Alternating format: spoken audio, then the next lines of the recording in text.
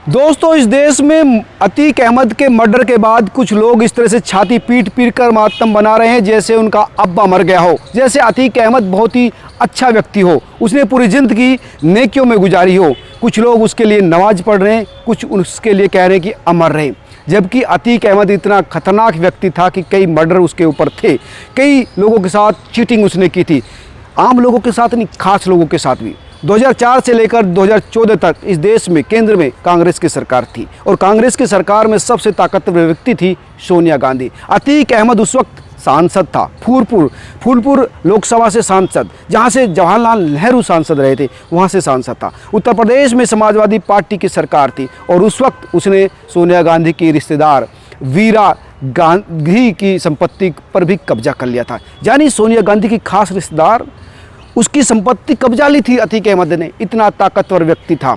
और वीरा गांधी ने उस वक्त तमाम कोशिश की उत्तर प्रदेश में केस रजिस्टर करवाने की, पुलिस को अप्रोच की, लेकिन पुलिस ने नहीं सुनी क्योंकि सरकार उसकी थी और वो खुद सांसद था।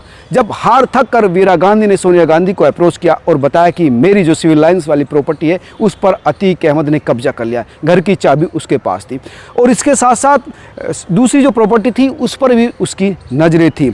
और इसके बाद सोनिया गांधी ने उस वक्त उत्तर प्रदेश की कांग्रेस की अध्यक्ष थी रीता बहुगुणा जोशी, हालांकि वो इस वक्त बीजेपी में है, उसको फ़ोन किया और बताया कि इस तरह की प्रॉब्लम्स है, इसको सॉर्ट आउट कराइए। और इसके बाद रीता बहुगुणा जोशी ने उत्तर प्रदेश सरकार में बात की, स्थानीय जो पुलिस अधिकारी थी उनको बताया कि इस तरह की बात है, खुद सोनिया गांधी का मैटर है, किसी तरह से सॉर्ट आउट करवाया गया इस मामले को। और लालजी शुक्ला आईजी रहे हैं, एसपी सिटी रहे हैं प्रयागराज के, वो बताते हैं कि रियल इस्टेट की जो ज़मीनों को लेकर वो किस तरह से पागलपन में रहता था अतीक। वो तमाम लोगों की प्रॉपर्टी कब्जा लेता था, औने पौने दाम में खरीद लेता था और किसी भी कीमत पर वापस नहीं देता था। उसके बिना सहमति के लोग ज़मीन बेच नहीं सकते थे और ख़रीद नहीं सकते थे। उसके गुर्गे देखते थे कि शहर में कौन सी प्रॉपर्टी महंगी है, प्राइम लोकेशन पर है, उस पर वो कब्जा कर लेते थे। और ये जो दबंगाई थी वो सरकारों की नाक के नीचे चलती थी, कोई कुछ नहीं कहता था। ऐसा व्यक्ति जो बड़े बड़े लोगों की संपत्ति पर कब्जा कर लेता था, समझ सकते हैं सोनिया गांधी के रिश्तेदार की संपत्ति पर जो आदमी कब्जा कर ले, हालांकि इस प्रेशर के बाद उसने उस घर की चाबी